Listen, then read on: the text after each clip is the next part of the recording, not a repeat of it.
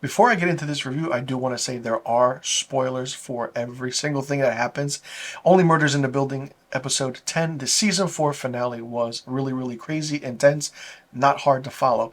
After the events of episode 9, in episode 10, titled My Best Friend's Wedding, we see why Marshall P. Pope, the writer for the Only Murders in the Building movie, did what he had to do. We get a backstory. He wanted to be a writer. He met Saz, ended up being a stuntman because he was really, really good at it. Saz then, as a nice person to everybody, kind of shows Marshall the screenplay to Only Murders in the Building, the movie, which Saz Pataki wrote. And then he goes and kind of, sells it, gets an agent, and says that, this is good, this was, but he tells Saz that it's terrible. But it's actually really, really good. Saz confronts him and says, "Why did you do that? This is not our script. This is mine. I was going to tell Charles and get permission from him." And she basically lays out the whole thing about going to see Charles in New York, getting his permission. And then we see that Marshall caught a red eye and then kind of set up in Dudenoff's apartment, did every single thing, had the whole black outfit on, the sniper, and he shot Saz through Charles's window. And he kind of, saw her not dying, and then, as being a stuntman, like he said, we're not afraid of heights, so he went over, came in through the window, and he wanted to know where the script was. He didn't even tell her. He took her body and then, shoved it down the trash compactor and into the incinerator. Probably the most craziest, gruesome death of someone that is a beloved character. And Jane Lynch as Saz was really, really good. Probably one of her best roles she's done in a very long time. And then you see, like, the aspect of the chaotic moments happening in Dudenoff's apartment. Marshall is holding Charles, Oliver, and Mabel hostage, but then there's kind of a distraction between Vince and, like, how he knocks on the door. He's like, "I want some sugar, this and that." So it's good to see the Westies get involved a little bit. And then as, kind of Marshall's against the window, the blinds are down, a shot comes through the window. And it's like, someone shot him? Like, what? So Charles goes to the window, opens it up, and we see Jan on the other end. She's the one that killed Marshall. So then they go back to Charles's apartment, and Charles is like, "How did you break into my apartment?" Jan's like, "I never left." And Charles is like, "You've been here for 3 weeks?" And the way Jan puts words and the way Charles explains, like, wow, you really do put ways to words and make it arousing. So it was a nice comedic timing and funny thing. And then you see the aspect of kind of Oliver and Loretta getting married, which is nice. And Loretta has to go to New Zealand because everything's shifting in production of what the show she's on or the movie she's doing. Oliver's like, "Yes, I will go with you, I'll move there." And we kind of see, like, certain other characters, like Lester the doorman, and it's just really, really fun. And then all of a sudden, as Charles and Mabel are coming back into the apartment and going in the elevator, we see all of a sudden a new character come in, and it's Taya Leone. And it's like, her character. It's like, "I need you to find my husband, Nicky, and see what happened." He's like, Mabel's like, "We're not detectives. We don't do this kind of thing. We don't, so." And it's like, "No, this building had something to do with his death, and I want you to find out what it is." And it's like, whoa, okay, I didn't expect Tay Leone to come up for like 2 minutes and come in and out. So it's like, are they really going to investigate everything? So Oliver says goodbye to Loretta. She gets on in the car, goes to the airport, and then Charles and Mabel are walking through the courtyard where the wedding just happened. And it's like, yeah, we're this or that, no murder and anything. Oliver's like, "Man, this is really good. No murder has happened yet." And then as they're going around, and you see something, you see the water in the fountain, it's red. And it's like, what's going on? And you see a dead body in the fountain. And it's the doorman, Lester. Like, why? Of all people, Lester. He didn't do anything. He was a nice guy. Like, and you can see that, Oliver, Charles, and Mabel are, like, really touched by this. And it's like, what just happened? That's the end of the season and the episode. And that's season 4 of Only Murders in the Building. So it's like, okay, you have to solve Lester's murder now.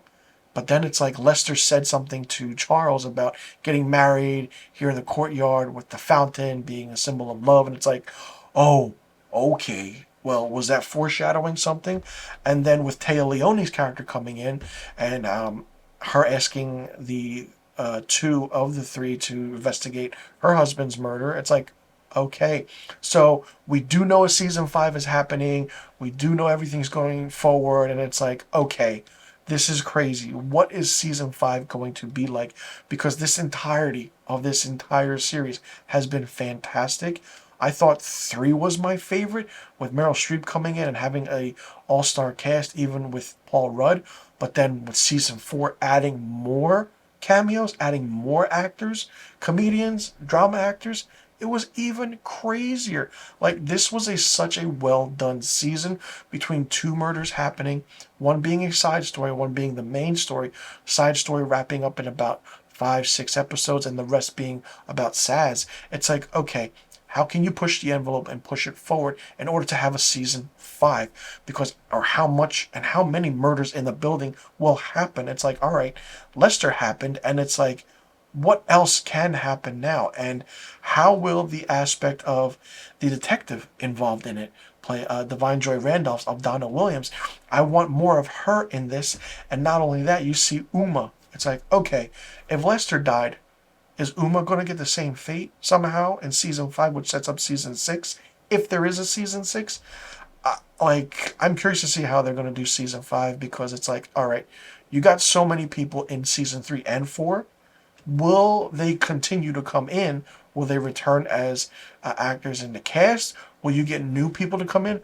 I mean, you got Scott Bakula, Ron Howard, Taylor Leone, Eva Longoria, Zach Galifianakis, Eugene Levy, Molly Shannon. The list goes on and on and on. And it's like, wow, like, this entire season was fun. I loved watching it. I loved reviewing it. And it's like the murder mystery, the crime drama, the true crime. It's like, who done it? Why did they do it? Where? And it's like, okay, it wraps everything up nicely. And when we did find out why Marshall Pope did it, it's like, man, he was such an asshole. And it's like, no matter how much of something you want to do, be it as a writer, don't show anybody your work. Keep it close to you. You be the one to show someone else your work. You kind of confide in that person. Don't be like, hey, I want you to read my script. Let's do this. Let's do that. Don't do that.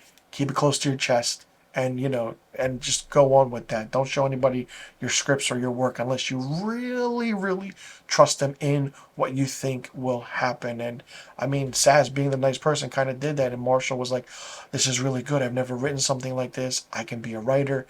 He took matters into his own hands, literally, and it was just crazy how Marshall just wanted to be a writer, kind of get it, but then in the end, he got what he deserved, because he was such an asshole that it's just like, but I didn't expect Jan to be the one to pull the trigger. I actually thought it was Loretta, Meryl Streep's character, that did it, or someone else to do it, but it was Jan, and I was like, wow, very unexpected. So she has a role to play everywhere in Charles's life. She still likes Charles. Charles still likes her. You can see that.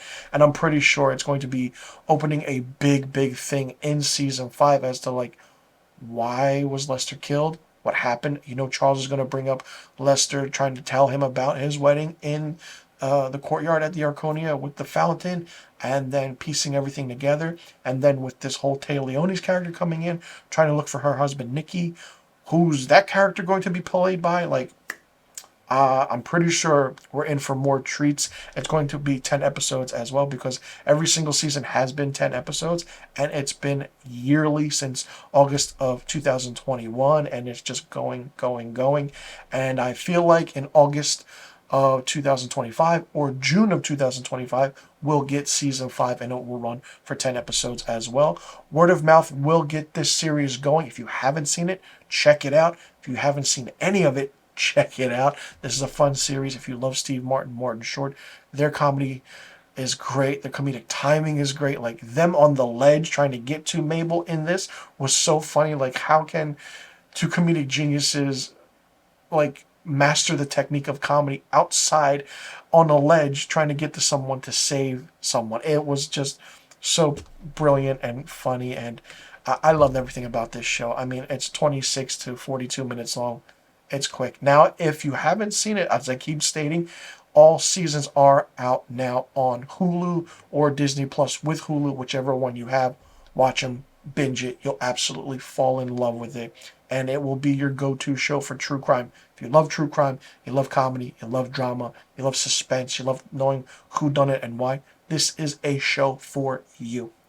I absolutely love this season, and I can't wait to watch season 5 in 2025. For me, the entirety of season 4 of Only Murders in the Building gets 5 out of 5 stars. So let me know in the comment section below what you thought about season 4 of Only Murders in the Building. Did you like it? Did you not like it? What did you think of it? What did you think about the aspect of revealing, and did you know who the killer was? Did you guess right from the start, or did you slowly figure it out piece by piece?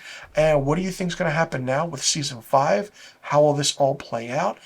Who was your favorite character this season? Who was your least favorite character? And how long do you think this series can go for?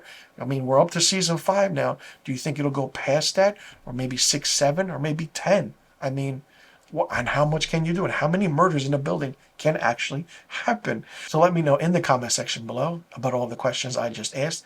And I do want to give a big thank you to everyone for watching my episodic reviews of season 4 of Only Murders in the Building. It's been fun discussing who did it, why, who didn't do it, why do you think they did it, and it's been a blast, and I had a great time.